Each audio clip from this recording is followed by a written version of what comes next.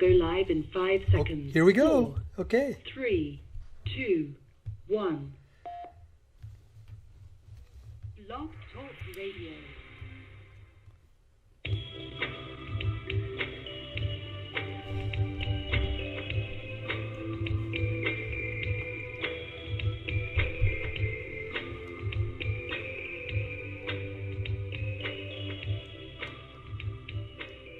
Well, good evening, folks. This is Dave Schmidt, and I'm your host here tonight on the Cosmic Connections. And yes, it is nice to be back after a 4-week break. I will talk about that in just a little bit, but you know, I have to be a little bit quiet of what was going on behind the scenes. But yes, I am here. I am in my home in Boca Raton, Florida, and no, I'm not in cell block 123 off in a jail somewhere. Okay. No, I'm here and I'm live and everything is doing well, and it's amazing what goes on out there when, you know, all these, you know, press releases go out and things that people are saying and stuff shows up and everything, and the people don't have their facts correct. But all is well. Here we are on the May 27th program, and it's really great to be doing another program this week. Now, Blanca, with that, how are you doing this fine evening?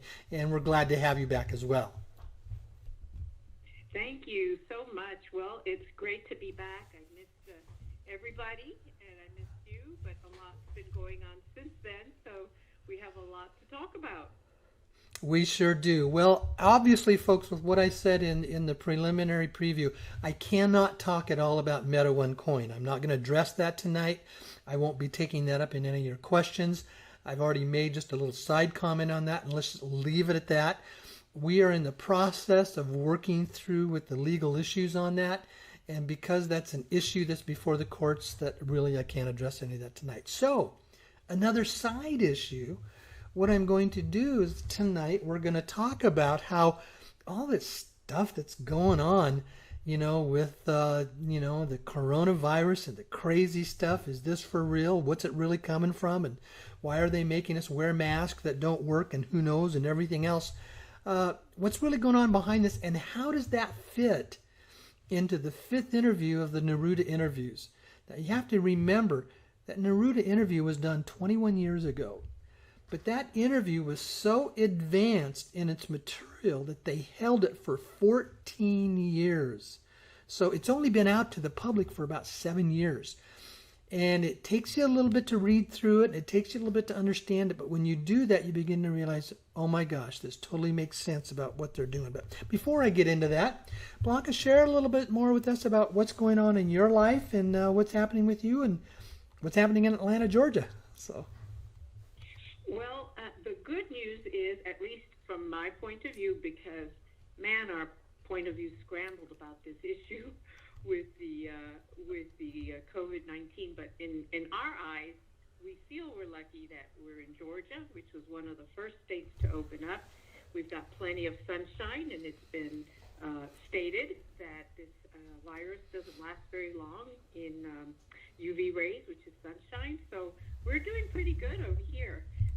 So I have compassion for some folks who have a little bit of a different structure in their state, and maybe have a little bit of more of a difficult time with this, but we're okay over here, and I think Florida had a similar experience. They did, but what I didn't share with the public was that I stayed quiet with this, is that for the most of last week, I was in Southern California. I went out there and spent 5 days out there visiting friends, and kind of getting in touch also with some of the other, you know, contacts that I have in this stuff.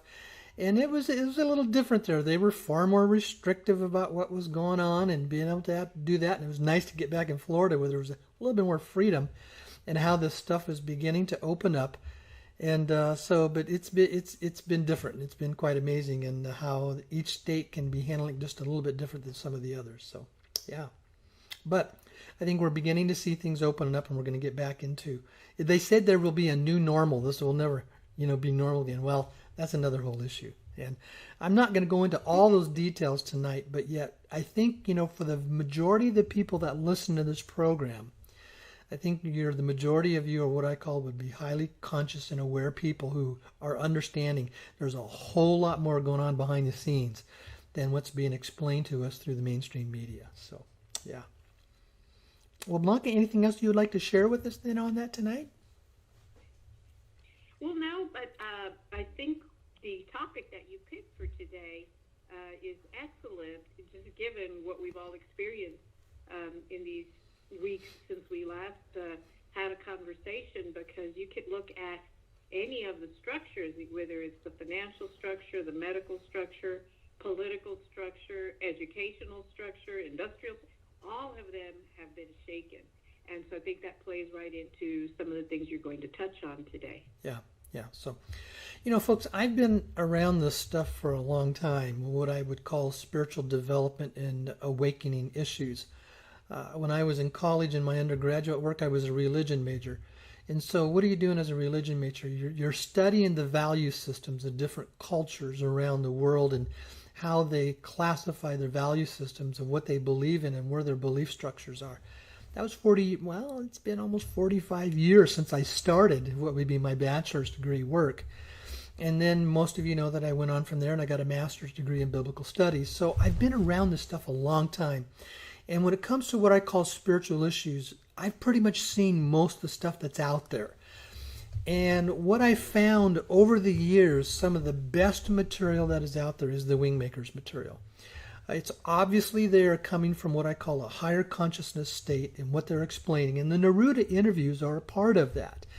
And then you've also always heard me talk about, the work of A.R. Borden, the Borden material, because Borden was considered to be the brightest and smartest man in the world. And all the Borden materials are a product of what is coming out of the Wingmakers website. It's on the website that they basically are promoting him and bringing him forward. Now, when you go through the Neruda interviews, he talks about his boss, 15. Well, 15 is A.R. Borden. And during that time of the Nerudas, Borden was still pretty much lining up with what you and I would call the Cabal agenda. And he understood where they are, what they were going, and he was assisting in some ways. And after Neruda basically had broken free from that and did the interviews, what had happened was that breakaway was a change in his life. It basically woke him up, is what it did. He woke up to the fact that he had gotten too much involved in that and he was on the wrong course. And Borden had headed up what was called the ACIO. Now that's called the Advanced Contact Intelligence Organization. The ACIO was basically a clandestine operation of the NSA, the National Security Agency. And they were the clandestine operation that basically studied and worked with ETs and reverse engineered the UFOs that they were able to apprehend. Borden headed up that organization for close to 30 years. And after the Neruda interviews came out, because Dr. Neruda had broken away, it was within a year to a year and a half he resigned from having been there for over 30 years. And he opened up this new organization called Life Physics Institute, and he brought a lot of his best colleagues with him. Now remember, Borden was probably considered to be the brightest and smartest man in the world. His research was so far advanced of anything that was going on in research universities and stuff like that. He was the one that was breaking through the understanding that quantum physics and human consciousness work hand in hand. Human consciousness is what affects quantum physics to develop everything that is around us, so that everything that we experience is a result of our consciousness, our thought process, and our belief systems. Now, in the Neruda interview, he goes through that, but then the fifth interview becomes different. He creates a shift and a change in that fifth interview. And it's there in that fifth interview he begins talking about the shift and the changes that we are going through. We are living in a world that we have entered into a new era of human history. For close to 5,000 years, the Mayans had always predicted or prophesied or foretold out to the shift that would happen in December 2012. And yes, there was a shift at that point in time. It was an energetic shift that happened within our planet. And what's happened when that shift of energy came, we started going through these shifts ourselves. And what really took place in this shift in energy that's coming into the planet, what I talk about in the workshops is that our Earth had entered into this place in our solar system, which was called the photon band. So Earth is getting hit, politely as a way to say that, it's getting bathed by these particles of photon light energy. Now, that's not something that you and I physically feel as we go throughout our days, but what it does, it's penetrating within us, and it's shifting and changing our DNA. And as the DNA shifts and changes, it helps us and assists us in waking up. We wake up, we become more conscious, we become more aware of what's going on in our world around us. And this is the era of the massive shift for humanity. And this is the changes that we're going through. And we don't always see these changes on a day-to-day basis. But then when something like comes up with what we're going through now, we begin to see that this whole issue, obviously, the coronavirus, the COVID-19 issue, is not really about what we think it is. Stop to think this through. This isn't really, remember, the regular flu is killing 3 times as more people than COVID-19. And even the new information that is quietly coming out from the CDC, they're saying this isn't any different than the regular flu of what's taking place. But look at what it's doing. It's created a complete global lockdown all around the world. It's creating a massive shift and change to the economy of the world. It's putting scores of millions of people out of work. Small businesses are losing their businesses left and right. So there's a massive behind-the-scenes shift and change here. Now I'm going to share with you what is my opinion. This is my opinion. Some people may differ from this than with me. But what I think is, what we're seeing is what we call the Illuminati, the Cabal, or whatever you want to call them. In the Neruda interviews, they're referred to as the Incunabila. What we're seeing is this power and control group. I think they're bringing this out as a test to see how well can they control humanity. How well can they get them to be subservient? How well are they going to respond as sheep in contrast to being awake and alert and aware of what is going on? That's the shift, and that's what's happening with this right now. And this is a major issue that in this testing and development about who are we as a humanity and how are we going to react to this. Now, what I want to do, I want to go back here and I'm going to start doing some background work. And then I'm going to go through some of the highlights in the Neruda interview. Yes, it's a long read, and I understand all of you couldn't do that. But I have expressed the importance of reading this 5th interview of Dr. Neruda. And, I would highly encourage you just to take it. It's available on my website in PDF format. I had the link in my newsletter. You can go to my website, thecosmicconnections.wordpress.com. You can go to the newsletter that I just sent out. Click on that link. It takes you to the website, and the Neruda interviews, they're in PDF format. You can open that up. You can download the file and save it, or you can even print it out, whatever it is that you want to do with it. But it's one of those reference materials I would highly encourage you to read and reread over a period of time. Because as we grow and shift and as we wake up and we change and we experience things differently, then we begin to see what he's talked about there differently. It's one of those things you could read 3, 4, 5, 7 times and you'll pick up new stuff on it every time because the depth of it there is so strong. Now, in the Wingmakers material, there's also a secondary source that I always refer to because a lot of the materials coming out from the Wingmakers parallels the work that comes out of, I'm going to pull up the book, A Course in Miracles. Okay, now it's understanding what this is. In the Neruda interviews, he talks about that the basic problem of humanity, the basic problem of human race is what is called separation consciousness. A Course in Miracles totally clearly understands that. Another term that can be used is duality consciousness. Duality consciousness, separation consciousness, they're parallel to each other. They basically mean the same thing. One of the things that the Course in Miracles says, that all of the religious or spiritual material that has ever been around, all of it has to a certain degree, has separation consciousness in it. It basically, separation consciousness means I am different than you. You separate ourselves from each other. We have different opinions. We have different worldviews. We have different values, etc. And we're always in this basis of separating and judging a difference from each other. That is what creates, the energy around that is what creates all of our problems of humanity.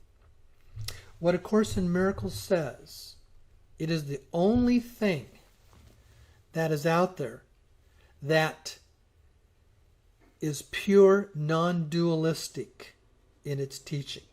And it does not compromise on that. By being pure non-dualistic, it means it's always coming from a place of solidness, connectedness, and the understanding of what is called a unity consciousness. We live in a world where we know everything is based on energy. Everything is based on energy. And in this, all the energy of the universe is connected. So we live in a world of connected oneness in the sense of energy, of how we relate to everything around us. And what separation consciousness does, it takes this unity and it splits it apart and it separates it. So it becomes dysfunctional. It becomes very divisive in how it relates to it. And all this consciousness is based on our perception. Now, in A Course in Miracles, it says we have two minds. One mind is the ego mind, and that is the mind of separation consciousness, a thought system of how we work. But beyond that, within us, is what is called the divine mind. It's there and it's within us. It's something that we all have, but it's buried deep, deep down in the unconscious part of our mind, and we're not aware of it. The ego consciousness is the default thought system of our world. It's how we view life. It's what produces separation consciousness. It's what creates all of our conflict, because we perceive life through this window of ego consciousness. And as humans, our primary purpose of being here on Earth in this third dimensional world, in these physical bodies, is to wake up from the ego consciousness and reprogram ourselves into the divine consciousness, which we would call the consciousness of God.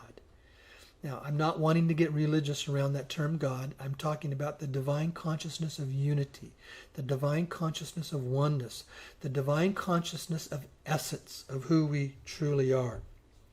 Now, in the Neruda interviews, Dr. Neruda describes the process of humanity and how we've come to this place of where we are today in our development process. And he says that there has been what is called human 1.0 and human 2.0, and we are now, with this shift and change in era, we're moving into human 3.0. Human 1.0, well, let me do this. I'm going to take a step back. And now here I have it all printed out in the 5th Neruda interview. And I'm going to take about the next 5 to 10 minutes, and I'm just going to browse through, and I'm going to read comments from what is taking place in here. He says that we, as a humanity, our bodies were primarily, they were etheric. We were in what we call that etheric state, that multidimensional state. But when the Anunnaki came to Earth to mine the gold, they basically took us and they had to turn us into physical beings so we could physically basically mine this gold. And it said it took our divine essence and we put on what were called these physical uniforms. And it says the Wingmakers referred to them as human instruments. And the the human 1.0, they were the equivalent of the ape men. And they were pre-human by a long shot, but they were our predecessors, and sometimes it says we refer to them as human 1.0. They were completely biological, but human 1.0s were not fully physical. They were partially etheric at that time. And what happened was, as the Anunnaki came here to Earth with some of the other ET races, they basically saw Earth as a laboratory where they could experiment with some of these changes. And then what happened is, as they developed these human instruments, these Homo sapien bodies, they started implementing and implanting programs into us. Implants? Hello? Isn't that being talked about right now? It says the Wingmakers wrote about the implantation of programs inside the human uniform, even the version 1.0. And the implants also needed a similar consistency of sound vibration because it was all based around sound. But the implants, it says they were located throughout the body. Now, that was version 1.0, but they were basically kind of slaves, and they were kind of all the same. And then so they went, but because they could not reproduce, they developed what was called human 2.0. The ability to self-reproduce came with the version 2.0, and that was mostly because of the amount of effort required. Now, he says, the universe is made up of dimensions that are the result of mathematical equations. It is constructed from mathematics. It's all created. The world is created. It's not real. It's a programmed reality. Hello? The whole universe is a programmed reality. But because of the implants placed within us, we perceive it as being real. Now, what I want to do is I want to share with you a couple books that will really help you understand this.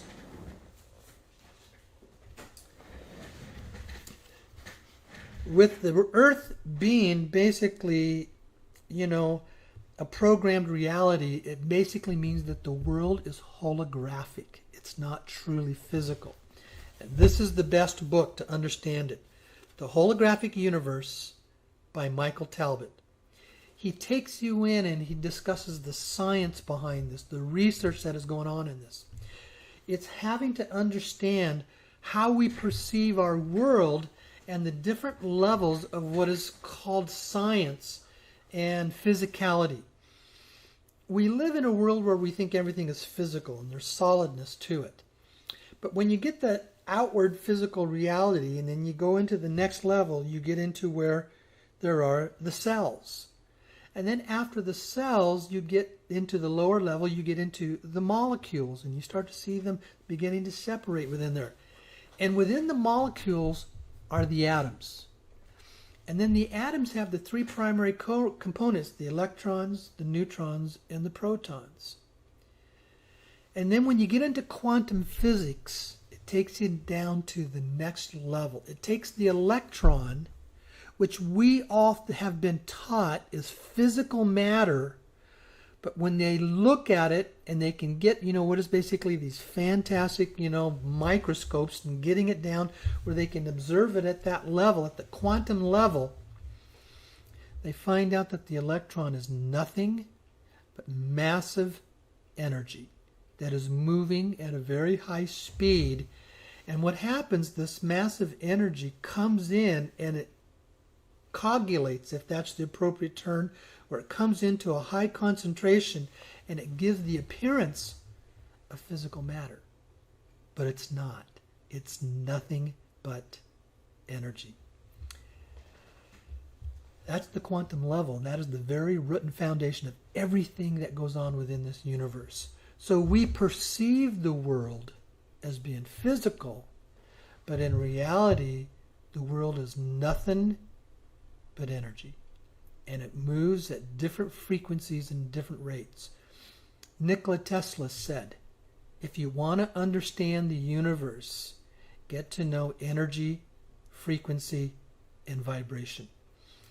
And the new research that is coming out, it's in this book, Mysticism Oh, there it is. So it's Mysticism and the New Physics, again, by Michael Talbot. And then there's a couple other books that I have read as well. And it's called The Quantum Screen. And this is by Samuel Avery. This is the Enigmas of Modern Physics and the New Model of Perceptual Consciousness.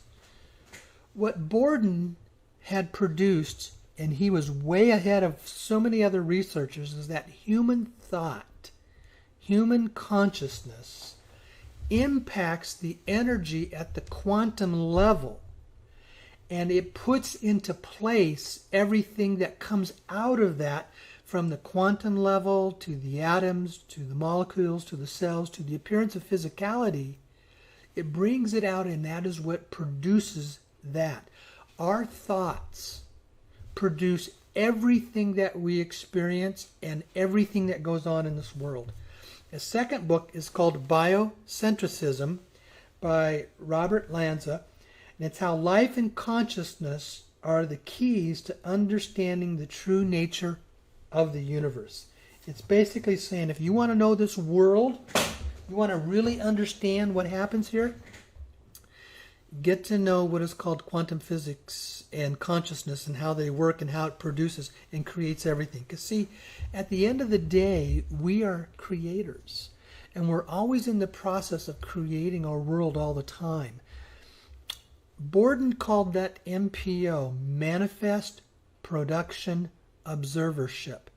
He says, as observers with human consciousness, we are always in the process of manifesting and producing everything that goes on around us. And that is where they come back and they say the world we live in is not physically real. It's a holographic illusion.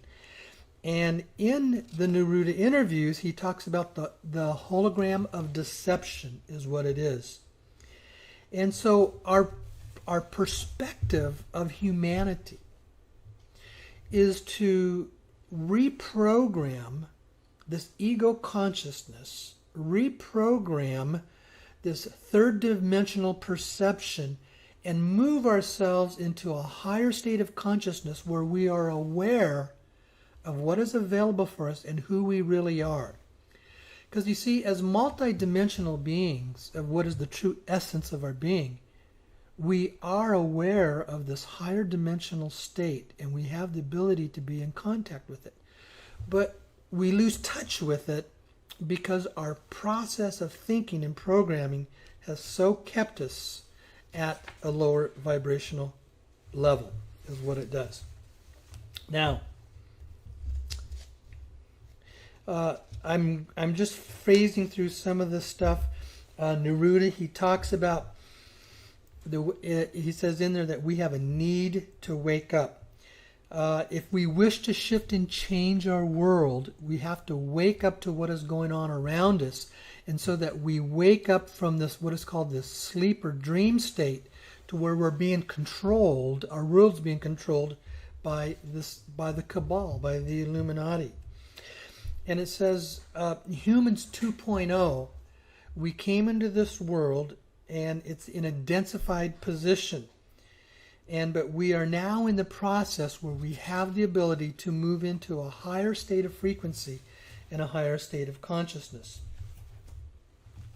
Now, let me read a little bit of what he says here. He says, if human beings are trapped in a prison of illusion as human 2.0s, and their interface to the holographic universe is the reason for their being trapped, then a new model needs to step forward. Human 3.0 is the new model.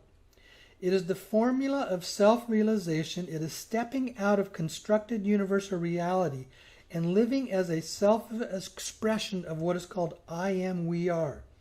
Human 3.0 is the sovereign integral.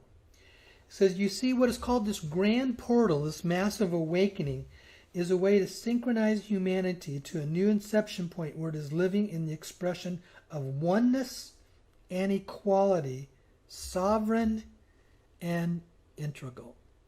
So instead of being programmed, instead of being slaves, instead of being in a place where we don't have much choice, instead of being in basically what we call slavery to this cabal rulership of our world, we have the ability to rise above it.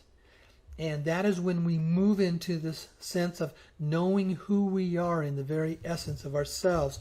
And in the Wingmakers material, they call that the sovereign integral. What does it mean? We are sovereign in our beings, but we're still integrated to everything in the universe in a sense of oneness. So we have the sovereignty to think for and live for ourselves, but we understand the real power of that comes from understanding the connectedness that we all have to each other. Okay? And it says that each individual is responsible for this, basically this awakening process. And as we're moving into this, what he calls the era of human 3.0, there's basically going to be two versions.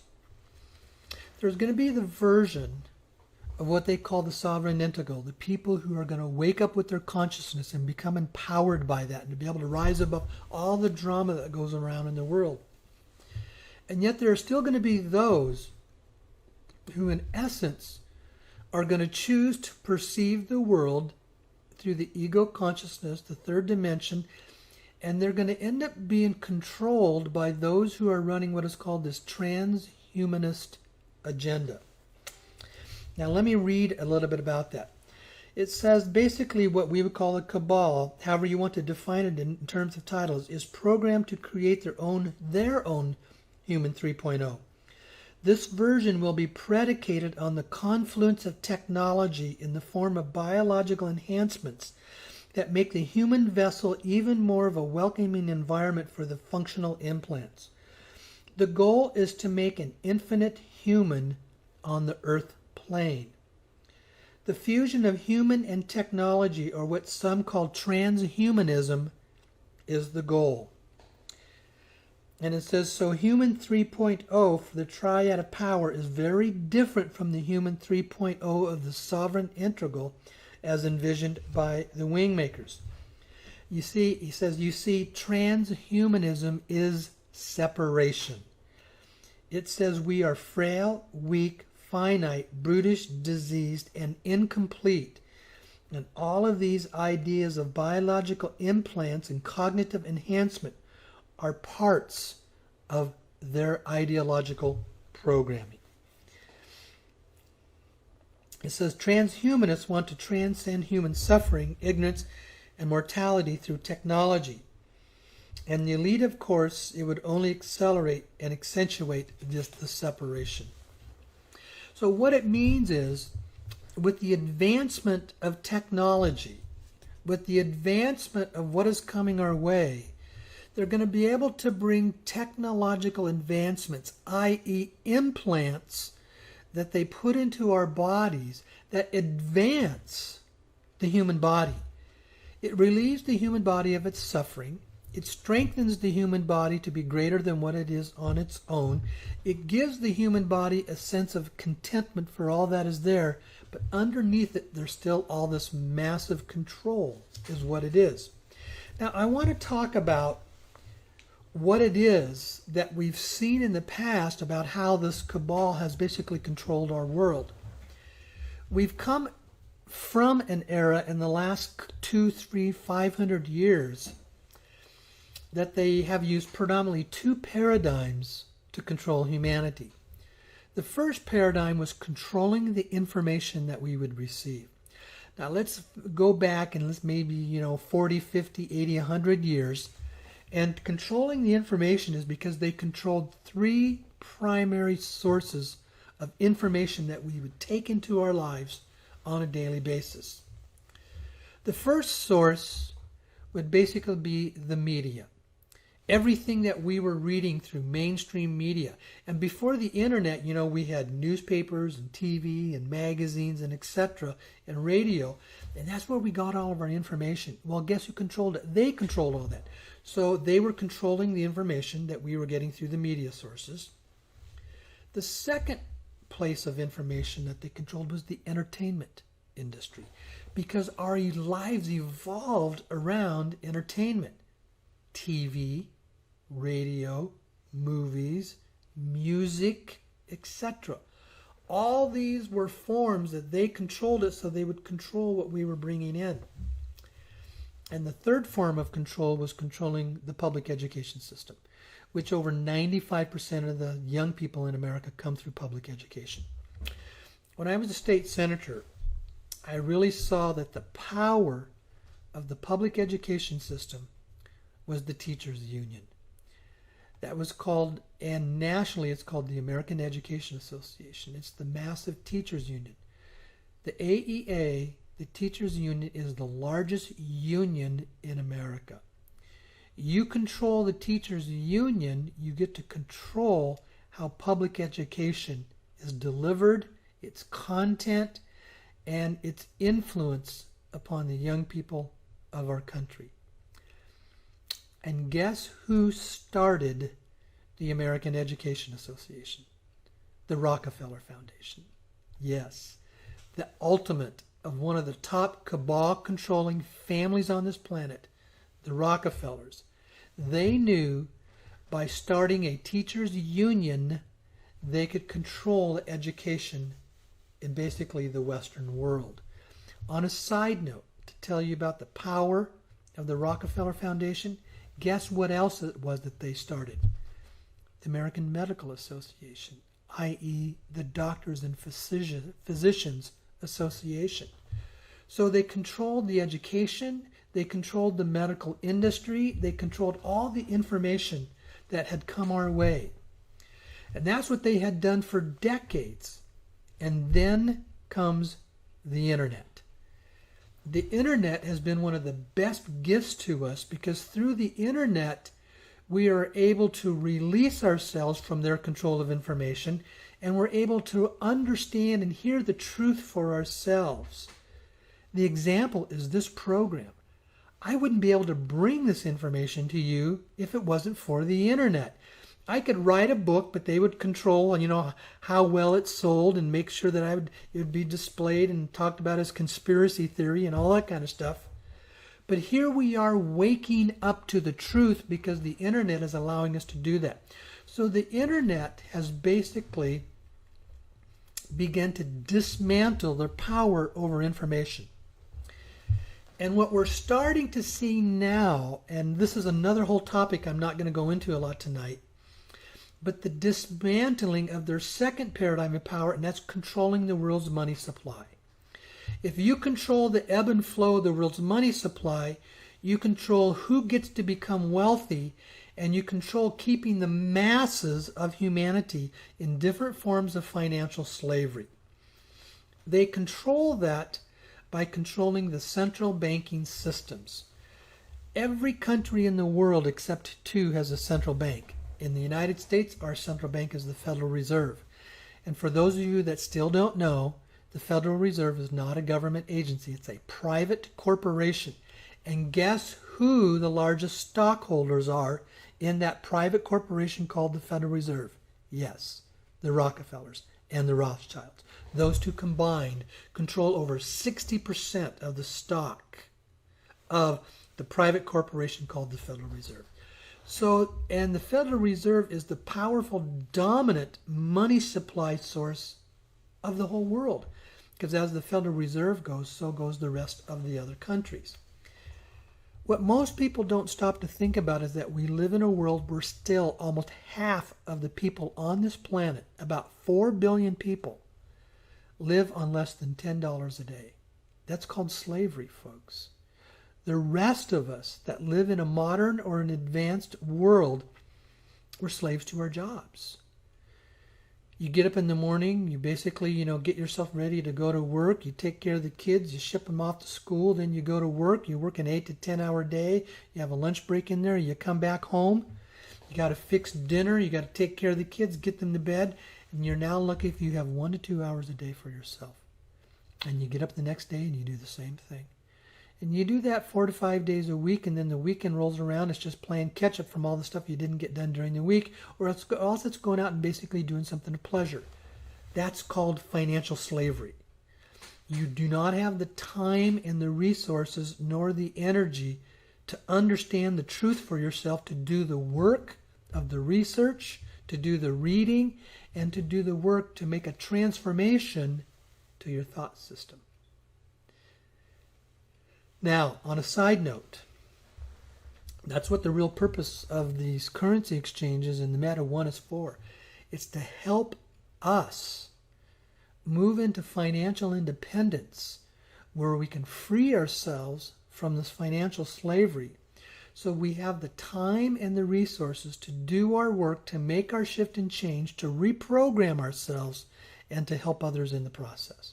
That's the real purpose for all of that. So here we're seeing what Neruda talks about is we're moving from human 2.0 into the era of 3.0. And there's going to be the two versions.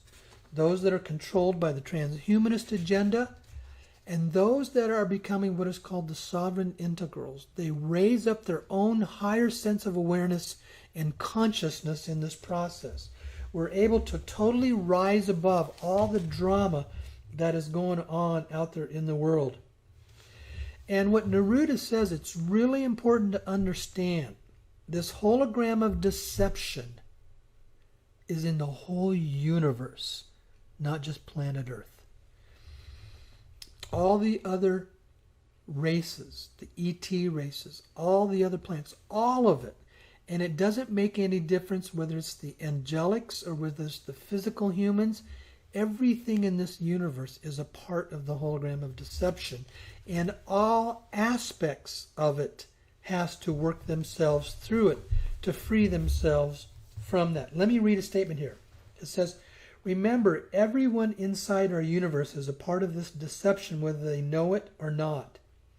There are 4 classes of beings. 1, those who know the deception and are actively supporting it.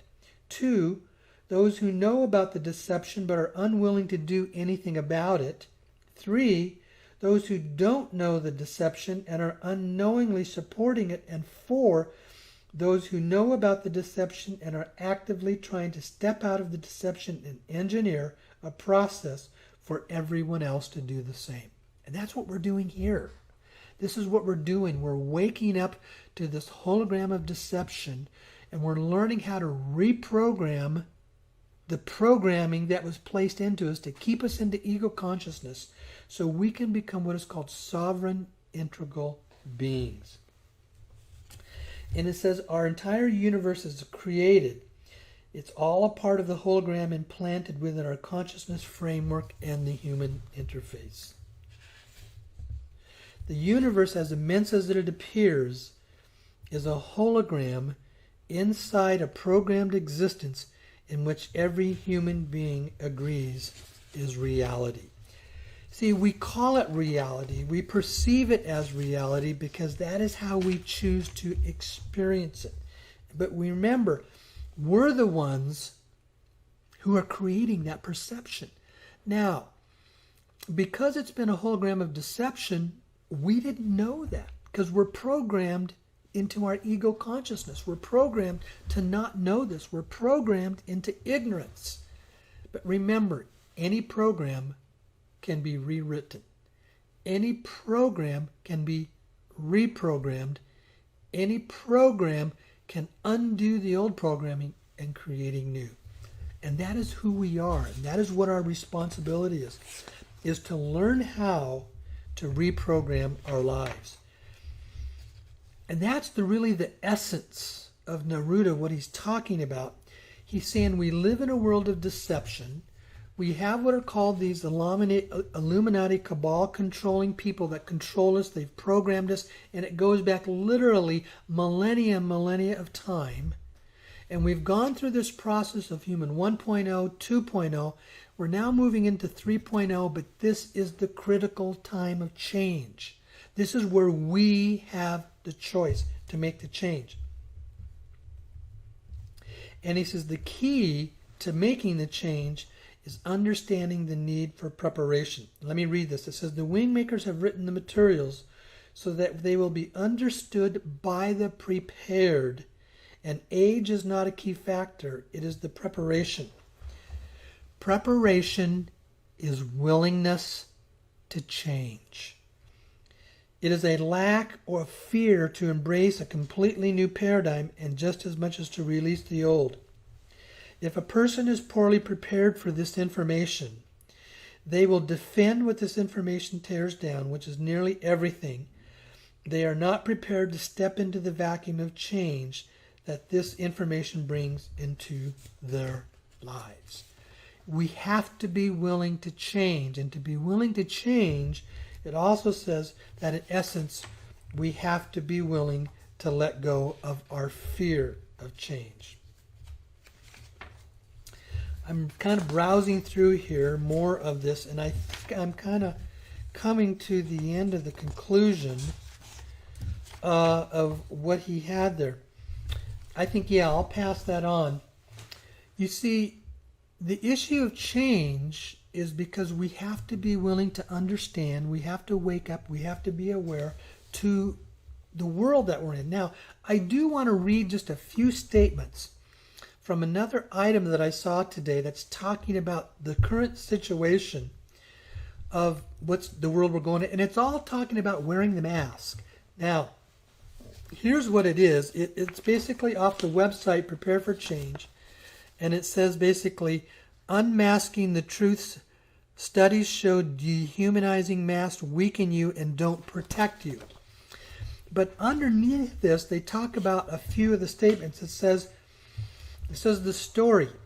Mandatory mask wearing orders occurring in many regions worldwide have no scientific or medical basis in reality. Masks lower your immunity and do not protect you from viruses or disease. The implications? The sinister mask-wearing agenda is indicative of the attempt to push humanity further along the path of transhumanism, merging man or human with machine. It says, apart from the obvious truth that widespread mask usage has a deliberately dehumanizing effect, it says this will leave you with the inescapable conclusion that these masks are not about protecting health, but rather about control, dehumanization, and the destruction of health. Masks are a step along the way to full-blown transhumanism, i.e. the transhumanist agenda of Human 3.0. There's a couple other quotes. It says, what's Operation Coronavirus is a psychological game of perception management. Mandatory mask-wearing orders are just another way in which the New World Order conspirators are testing how far they can push people and seeing how much that they can get away with. That's the essence of what I wanted to share with you tonight, is that what's happening here right now is basically we are being taken into this transhumanist agenda, and this whole coronavirus issue is basically an attempt to test to see how far we are willing to go. Now, I want to talk about what does it mean is it for us as the goal to wake up. In waking up, it's basically raising your consciousness. And in raising your consciousness, you're basically raising the vibrational frequency of your thought process. You're willing to keep yourself in a high thought process. I want to share with you a couple of books. And these are the two books that have changed my life more than anything else. The first one I've talked about many times. Disappearance of the Universe by Gary Reynard. You have to understand this is the first of 4 books that he has written. In 1992, these 2 ascended masters, Arten and Persis, show up to him. And this first book was 10 years of their showing up to him, taking him through the process of learning how to undo the ego consciousness and moving into an enlightened state of awareness. This first book was published in 2002, so it's already 18 years old. Now, as a side note, I've gotten to know Gary and his wife Cindy very well. When I was recently in Southern California, I spent an evening with them, and we spent 6 hours together, laughing, telling stories, talking about this, and just the wonderful time that I am on getting to know them. And this book is the precursor to understanding A Course in Miracles. Now, you have to remember what A Course in Miracles is. A Course in Miracles is the channeling of the true teachings of Jesus. Now, remember, I had a master's degree in biblical studies, so I understand that issue very well. The Bible does not reflect the teachings and the theology of Jesus. The New Testament, dominant part of the Bible, reflects the theology and teaching of the Apostle Paul. And he's still very much in separation consciousness of what he's bringing through that. What Jesus is saying is that he had come to the point, and through his own growth and his own development, had understood that separation consciousness is the thing that keeps us down more than anything else, and he was able to rise above that. And so he brought that through the teachings of A Course in Miracles, that big, massive volume. Now I'm going to share with you the second book. And this one is new to me. I've only had it in the last 3 or 4 months, but it is profound. All my close friends that I have shared it with, and they have read it, they will say, wow, this is new, it's different, and it takes you to the next level. And here's what it is. It's called Jesus, My Autobiography. This is a channeled book by the author. I should say she's not really the author, she's the scribe. And her name is Tina Louise Spalding. This is his story. This is his life story. This is the essence of the teachings that he had brought forward. And it's very, very powerful in the message that is in there. And part of the foundation of what he is saying is, if you wish to reach the state of enlightenment, which I did, he says, my crucifixion, when I basically was crucified on the cross, is where I went through my transition and moved into my state of enlightenment. I moved in what was called my light body. I had made my transformation from what was the third dimensional physical ego-based body into a higher consciousness body and being. And he talks about how he goes through that and what it does. And he says the thing that is the absolute most important is that you have to keep your thought systems, the vibrational energy of your thoughts, which create everything you experience, at a very high frequency. And what is the highest frequency thought system? The thoughts of love. Love is the most powerful thought energy that there is in this universe. And he says there's 2 things that you need to learn how to understand, to feel, and to basically leave them and rid them of your lives, because they will drop your frequency energy so fast. Number 1 is fear. Learn to recognize fear. Learn to identify it. Learn to realize it is not true. And learn how to release it and let it go. You know what it's like when you're in deep fear. It's tense. Your body is tense. It doesn't feel good. You're in a different space. Fear shuts down your higher consciousness. Fear keeps you from perceiving what's going on out there in a higher state of awareness. When we stay in the frequencies of love, it opens us up to seeing and experience and hearing everything that's coming from a higher state of consciousness all around us. Number 1 is fear. Number 2, this is the one that's greatly misunderstood, because it's the one that we are frequently guilty of and we don't even know it. Number 2 is judgment. To not be judging other people. As soon as we go into judgment, we lower our frequencies, we create separation energy in our thoughts, and we're in the process of putting ourselves in a different state of position from where others are. That's why in the Bible, Matthew 7:1, Jesus says, do not judge. Do not judge. Because he says, the measure by which you judge others, it will come back to you. If you're in the process of judging others, you've lowered your frequency and you've put yourself in a lower state of consciousness and your ability to be able to rise above everything that is going on around us. I've been working on these things in my own life now for about 11 years. And I've come to this place in my life where I truly am experiencing the benefits of not having any fear. I can't even tell you the last time I've had a bout of fear. I can't even remember it. I've let go of fear. Fear is not a part of my life. I'm just not there. And I'm very consciously working on and aware of not judging. Now, evaluating is one thing. Critiquing and discussing is another thing. Judgment, you feel the energy of judgment is when you're consciously separating versus observing. And there's a term that I use here of how you can tell the difference. When you're judging, you're participating in the thought process and the actions of the energy of the other person, and you're putting yourself in a separation. You're a participant in the thought process. Outside of that, you just become the observer. You observe it. You let it be there. You can discuss it.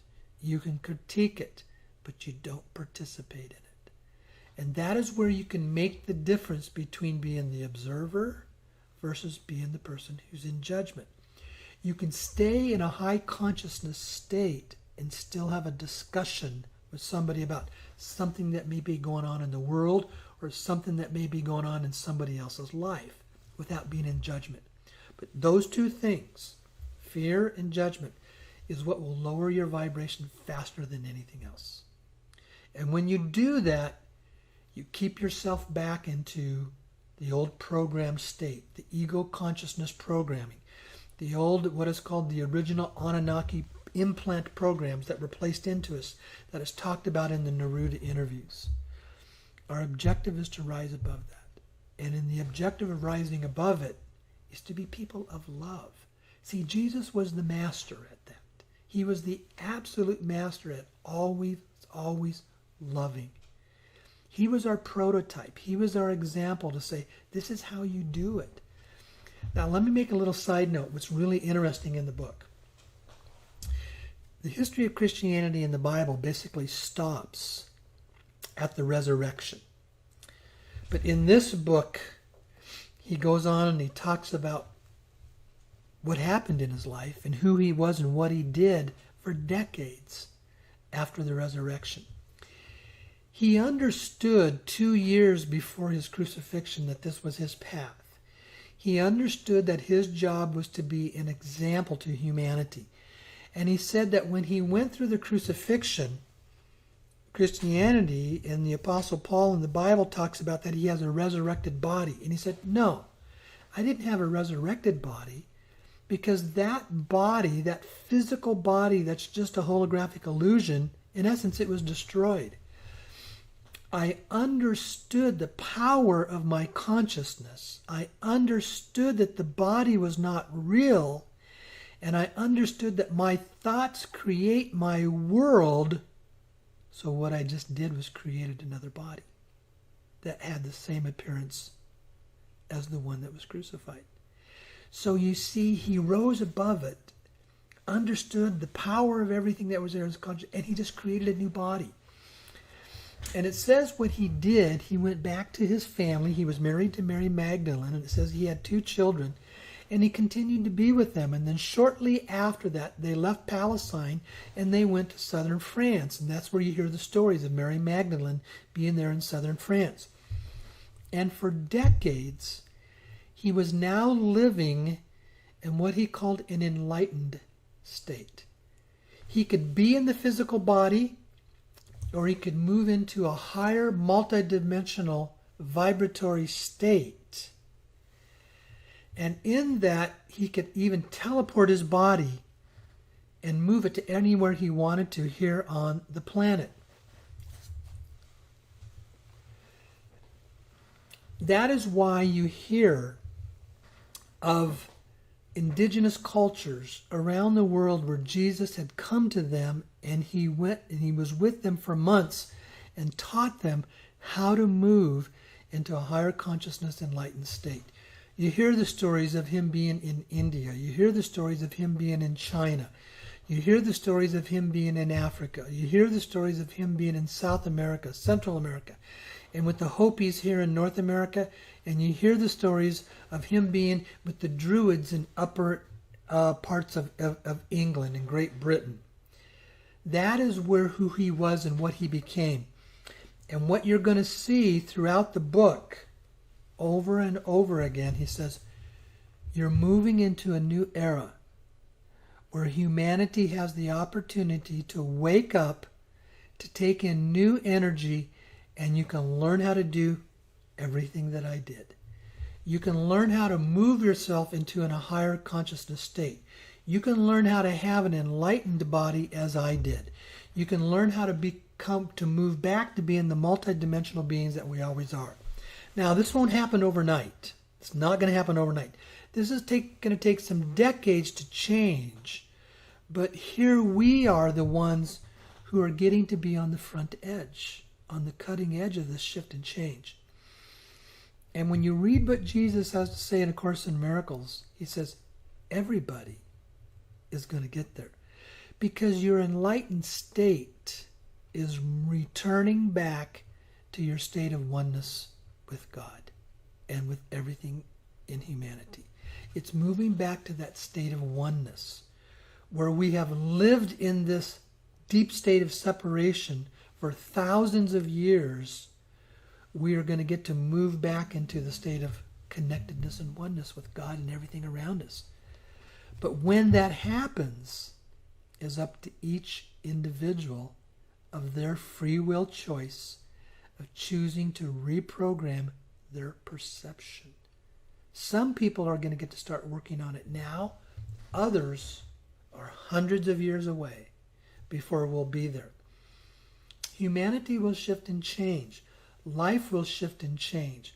Over the coming decades, we're going to be moving into higher states of consciousness. We're going to be moving into higher vibratory states, and we're going to be moving into becoming again and understanding the multidimensional beings. In Neruda's interview, he talks about the coming of the Grand Portal, and he says that happens around the year 2080, which is what? We're still at 60 years away.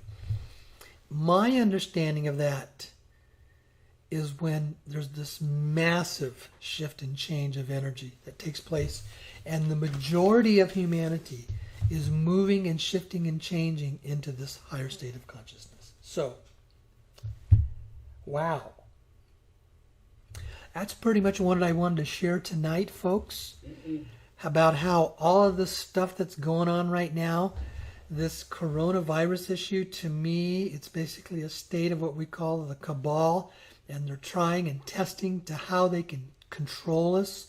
We're starting to see the very first stages of moving into this transhumanist agenda, controlling your thoughts, using vaccines to put stuff into your body, and chips and implants within you that they can use to control us.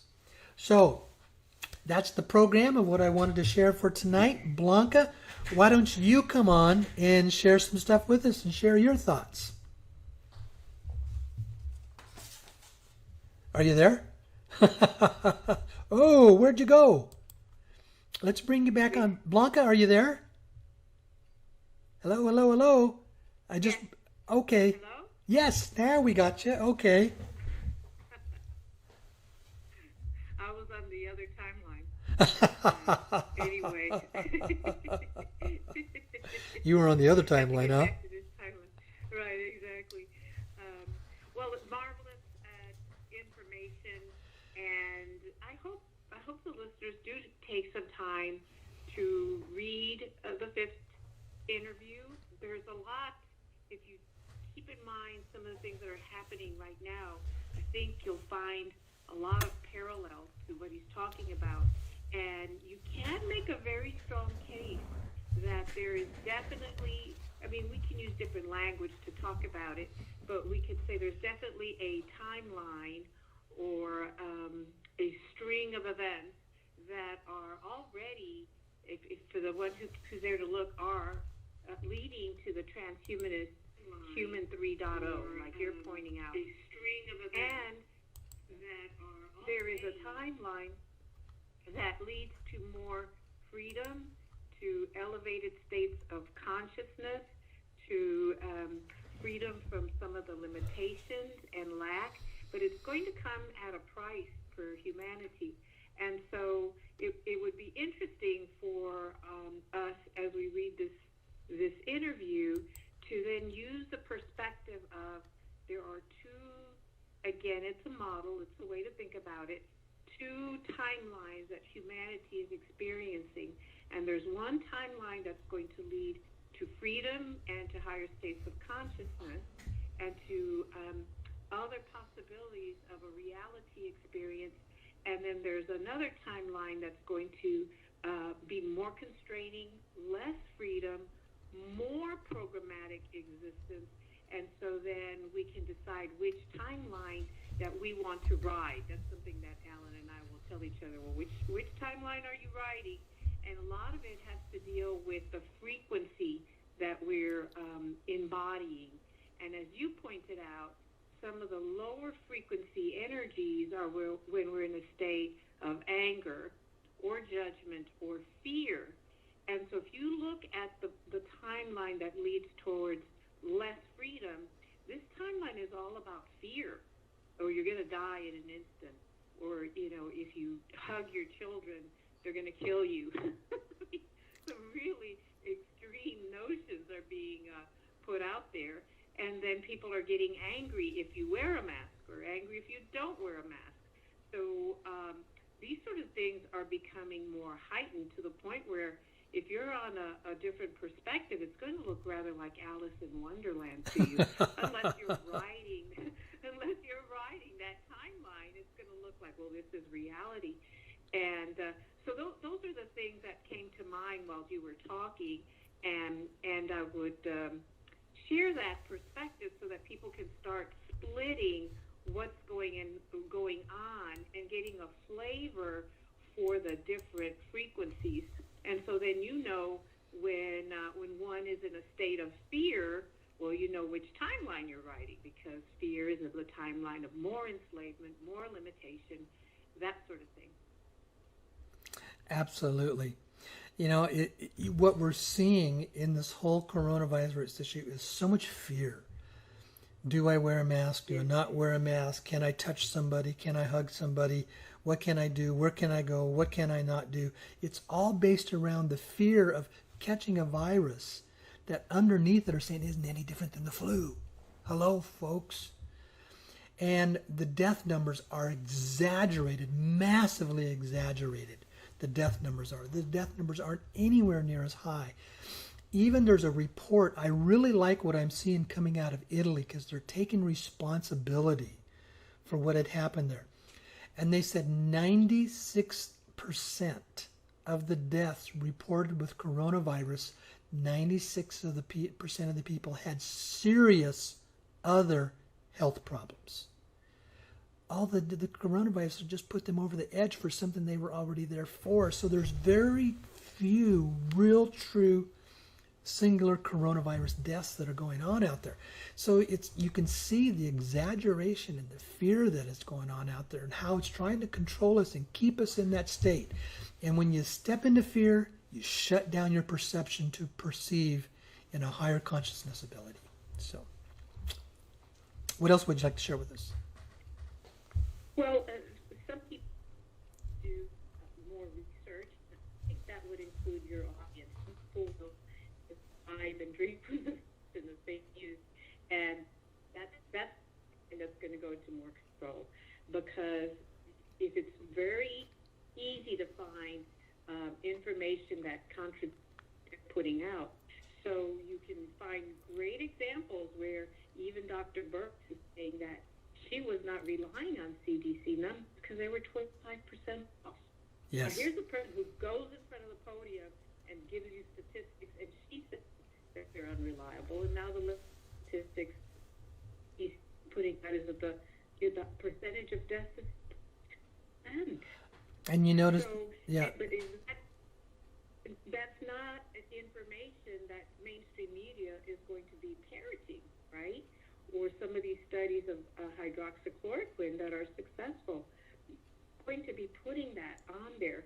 So this is where, if indeed you want more freedom, you're going to have to check various points of information. And if you drink from the fountain of fake news, that's the timeline where the transhumanists are, in my opinion, or from my own verification.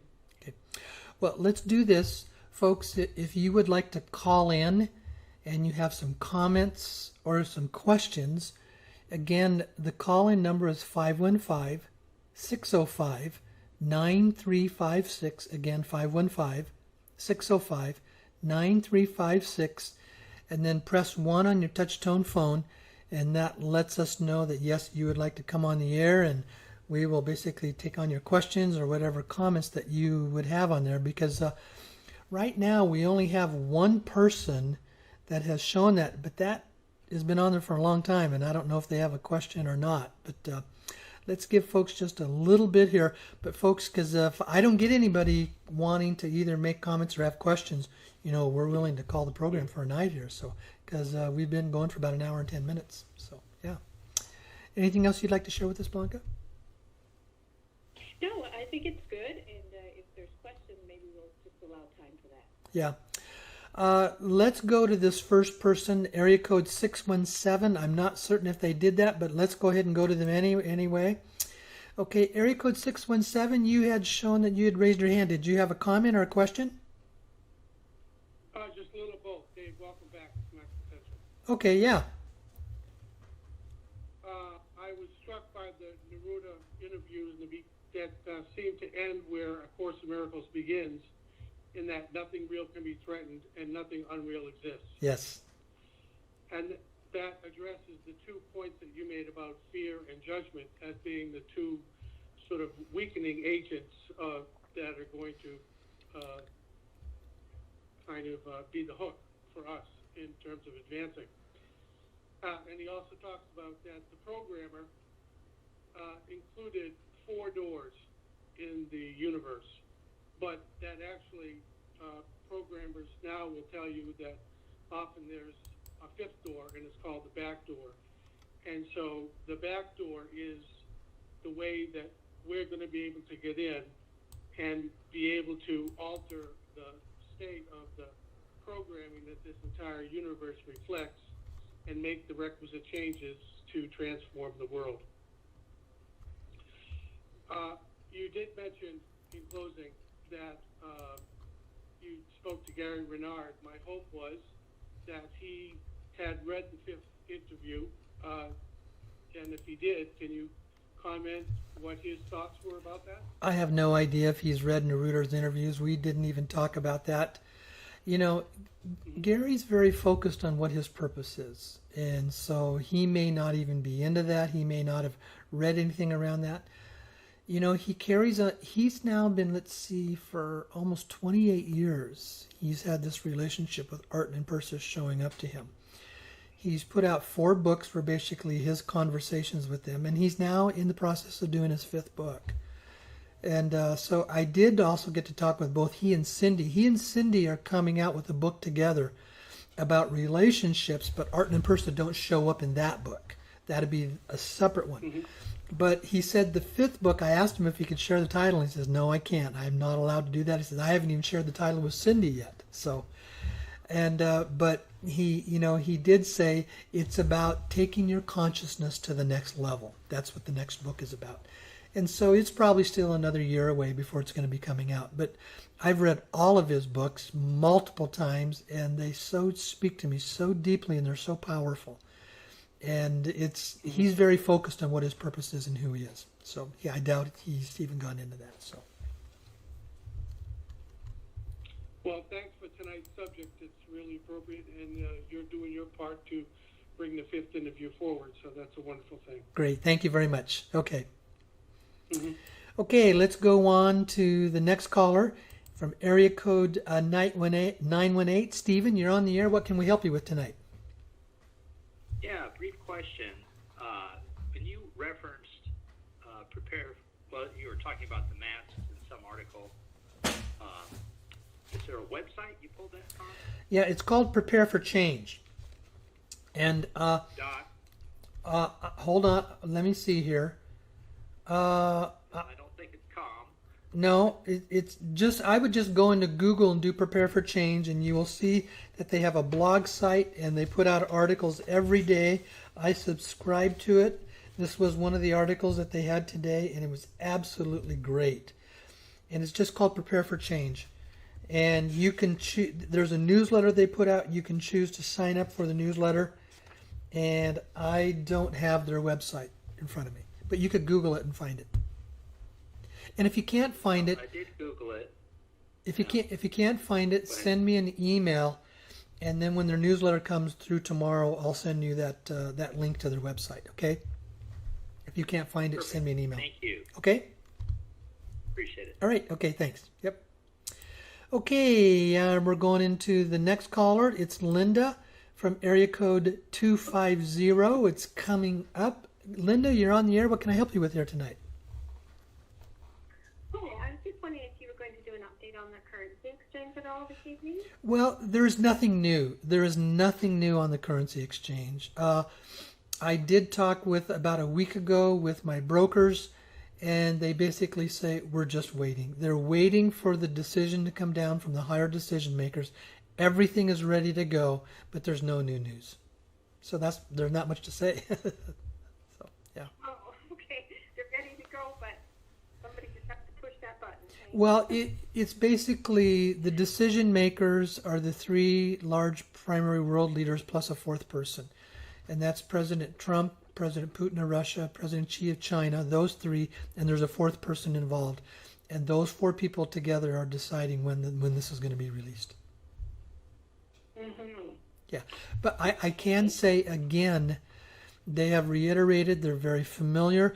They have seen the bank account. It's at HSBC Bank in Hong Kong. It's got trillions of dollars in it. They know where the money came from. They know how the funds were produced. This has been an ongoing process for about 25 years of developing the funds to pay all this stuff out. So I really worked on doing my homework to make sure this isn't just a story, but it's got tangible stuff that's backing it up. Mm-hmm. Great. Okay? Okay. All right. Thank you very much. Okay. All right. Good. Okay, bye-bye. Okay. So I'm going on to the next caller. Zoe from area code 575. You're on the air. And what can I help you with here tonight? Hi, Dave. It's Zoe. I'm actually located in Sedona. Ah. And I just really am so filled with gratitude and awe for how you're showing up for everybody that has the ears to listen.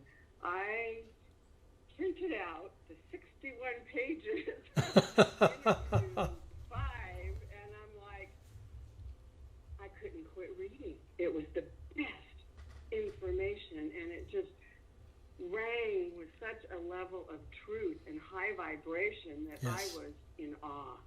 Okay? Yeah. And I just appreciate tonight's conversation because it kind of wrapped a pretty bow around everything I had read. And I just wanted to share, so thank you for one thing, for taking a stand that we wake up as we so choose. But can I read something really quick? That was sure. Yeah, go right ahead. And to share something that I've been playing with. So Neruda, Sarah is interviewing him and asked something about going back to the process that he went through to initiate his own sovereign integral process. And his answer was to her about the breath as being an important way for us into our self-awareness. It's like a quantum light turning on that illuminates your life essence, that part of you that is not of the human 2.0 interface. you are able to sense and begin to re-experience the infinite being that is you, that divine prime creator that is the spark of life in all of us, the oneness. I was just blown away. And so, real quickly, the I am, the being, it's the sovereign aspect of consciousness. It's not the personality that defines your human experience or you that you typically associate with as yourself. It is the infinite consciousness of you. It is also one. It is one. It is one thing, infinite life. Yeah. And he talked about deep inhale for the count of 4, hold it for the count of 4, and hold on that inhale the I am present. And you exhale fully and hold the exhale and say, we are. It's like inhale, I am, exhale, we are. I've been playing with that when I feel fear, prickling the back of my neck and my adrenal pumping around unpredictable things in my environment. And it's such a powerful tool. And I just really, again, thank you, Dave, Yes. for all you do for humanity. Okay. Let me. You probably know who I am. Yes, I do. Thank you so much for the comments. I want to comment on two things. First of all, the website Prepare for Change. Somebody basically brought it up on the Facebook page, and it's prepareforchange.net. Prepareforchange.net. It will take you to their newsletter, and you can choose to subscribe to it, and you will get that every day. I love this information source that they put out there. It's really good stuff, multiple different articles and topics every day, and you get to pick and choose what you want to use. That's prepareforchange.net is the website. Now, Zoe, you had brought up, are we done here? So I can let you go? Okay, great. Okay, thank you. Thank you very much. And I'm going to follow with some follow-up comments. She brought up what is called the quantum breathing process. And I've talked about that in past programs. And I've said I have never run into anything that is absolutely more powerful of how to stop the monkey mind thoughts going through your mind. It's amazing what it does. Because see, this quantum breathing process, it shifts and changes the energy within your body and within your thoughts. It's a real simple process. Now, you can go to the Neruda interviews, and at the very end of it is where he talks about it. You can also go to my website, and I have a link to the 6 or 7 pages that describes the quantum breathing system process. It's real simple. You use a count of 3 or a count of 4, whichever is comfortable for you, but you use the same count through all of the steps. The first step is you breathe in through your nose with your mouth closed for a count of 3. I use a count of 3. Then you hold it for a count of 3. Then you breathe out through your mouth through a count of 3, and then you pause for a count of 3. Now you can do 3 or 4. I use 3. You breathe in through your nose, hold it, breathe out through your mouth, and then pause. And I usually do 3 or 4 cycles of that. And what I find is if I've got something coming into my mind, it's like the monkey mind chatter and I can't quite get with it, I immediately go into that, and I am amazed how quickly it's gone. It works, folks. This quantum breathing process is a very, very powerful tool to help you reprogram your thinking, to shift your thoughts, and to shift the energy within you. Because breath is a very powerful part of who we are. So it's great. Okay, so thank you. Okay, we got one more caller. I'm going to go to Jim, area code 859. Jim, you're on the air. What can I help you with there tonight? Good evening, Dave. My wife and I have been listening to you about 6 years now. And 5 years ago, we got into currency swap, sent our dong in, not to you, to someone else. And, of course, at that time, it was going to come fast and furious to us, the money, for our projects and so forth. about 4 months after I got in, the contract holder, in his writings, said this is a binding contract that demands performance. It is unretractable and irrevocable. I'm wondering how good those words are now. Of course, you say that it's a long-lasting thing. We've turned age-wise from 75 to into our 80s now since we've had it. And we'd like to have some with our projects to, let alone, not to pass on to our children yet, but to spend for ourselves. Well, Jim, I understand. I think, in fact, I know who you're probably talking about. Let's just say those words are dependent upon whoever they have their contract with. And who's funding it and where are they getting their money. And I don't have answers to that.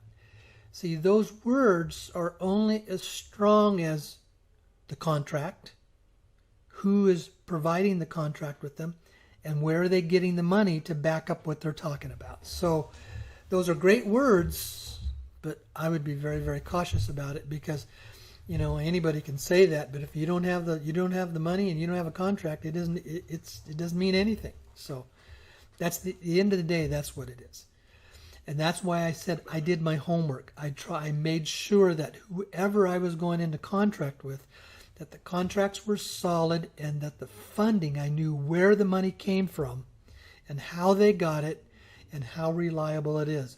Because there are lots and lots of people out there, and I should say in the hundreds, if not the thousands, who got into this currency exchange thinking they were doing fine, but the people they're with are nothing but storytellers. They have nothing to back up what they're talking about. They have no contracts, and they have no idea where the money's going to come from. And I'm really speaking a lot, to the dinar blog sites. They all talk about the 800 number. But as I said, I've said this over and over again, they never, never, never talk about who's got the scores of trillions of dollars to pay for what they talk about. And they've been talking about this for years, and they never address that question. So that's why I said you got to do your homework. Always follow the money. So does that make sense? Well, it makes sense, but of course, we are hearing less about this now than we used to. Of course, you on your program 4 or 5 years ago were talking a lot about it, but Sure. You talk very rarely about the swap situation now, and I get very few communications from this contract holder that we have. About every 4 or 5 months we get something. Well, it's because there's no new information, and I just don't go talk. I share with there's new information. At the end of the day, this type of money is a global changing event. This is going to have a complete shift and change in our global economy with this kind of money being released. So that's why it's not a petty issue. This is about shifting and changing global economies and the power structures of the money system that is out there and the power structures of different countries. And so that's why it's taken a while. Because remember, this is not about us. We're at the bottom of the totem pole. And we're the ones that are just fortunate to be along for the ride of what is a global shifting economic event that is controlled by basically the big, strong countries. So. Well, okay. Well, Yeah. Thank you very much. Okay. All right. Okay. Thanks, Jim. Fine. Okay. Good night. Yep. Okay. We got one more caller, and I don't have a name, but it's area code 203. You're on the air here. What can I help you with? Oh, hi, Dave. I'm glad I'm able to ask you a question. I heard a very smart radio show, talk show host today, and what he said was the smart people, the ones that are well educated, know what's going on, are the ones that are smart enough to wear protective, equipment or whatever, masks, gloves, and know what to do, wash their hands. Yeah, he says the educated ones. I could suggest who he might be referring to because maybe that includes more. It might even include the president. I don't know what he's saying, but the point I'm trying to make is I don't necessarily believe in wearing face masks. I don't like it, and I agree with what you're saying about this virus global problem that they say we have. And yeah, I think he is a very smart radio talk show host, but why is he smart enough to realize that maybe it's not quite what he says it is? And are the people that are really smart know better that maybe it isn't all that it's cracked up to be what we're hearing? So I just want to get some more comments from you about smart and people that might know something a little different than what he's referring to. Well, I'm not trying to get into the smartness or not smartness. That's not my purpose of it. But to me, it comes down to perception. How do we perceive this? And obviously, if he's addressing what is called people out there in the mainstream media, yes, he's going to call it smart because that's what he wants his audience to hear, to perceive him as being that way. Then you get into others who will say this is absolutely crazy, it doesn't mean anything. And, you know, the reality is the pores in the mask are 3 to 5 times larger than the size of the viruses. So it's not going to keep the virus out. It's just not. And yes, it can help you from possibly spreading it to others. And I don't wear a mask, but I respect where I am, and I do wear it when I'm asked to, because if I go into a store and they say you got to wear the mask, I'll put it on. I'm not going to argue with them. I'm not going to fight with them. I'm not going to create a bunch of drama around it. You know, when I went out to Southern California, I had to wear the mask on the plane. They're now requiring you to wear it while you're on the plane. And so I put the mask on when I go down there and I sit down on my seat, and then I immediately pull it down below my nose so I can still breathe out of my nose. And I just let it be there and stuff like that. But I don't create controversy with people, you know. It just doesn't do any good. That's where I am with it. But the mask doesn't work as far as stopping you from getting the virus. It does not work. You know what it does? It fogs up my eyeglasses. I have to pull it down over my nose, underneath my nose, because today it was humid, and even in the store, I guess it's air conditioned, I couldn't see because my eyeglasses kept fogging up. You know, it's their store. It's their right to set what they say. If you want to come in here and if you want to go in, then you got to follow their rules. And that's what I do. I don't argue and fight with them. I play the game for them, but I know who I am. I know what works for me, and I don't wear it unless I have to. So, but I have it if I need it. So, okay.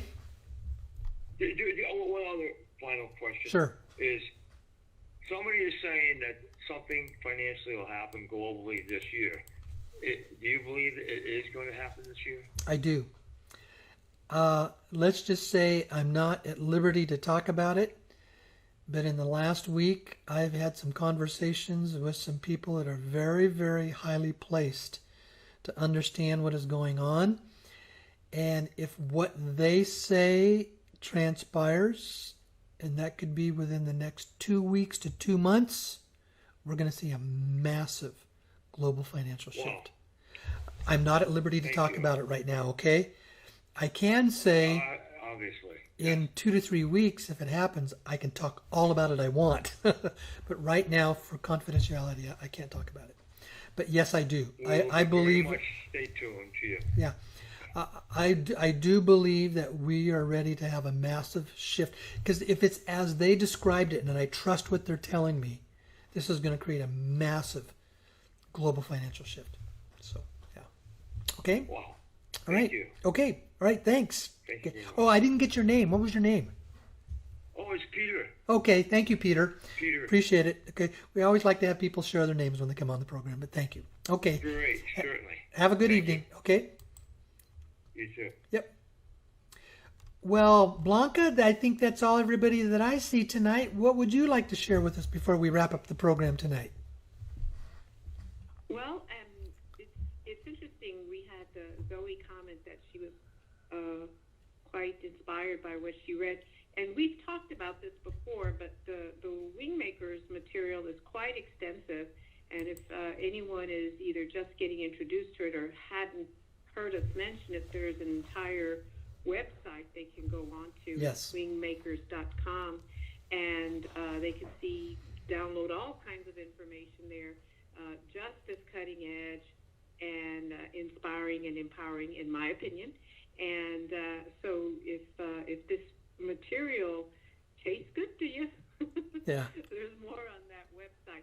And of course, the novel from which the interview derives is the Ancient Arrow Project. Yes. And then there's a total of 5 interviews. So that's good material. Yeah. Mm-hmm.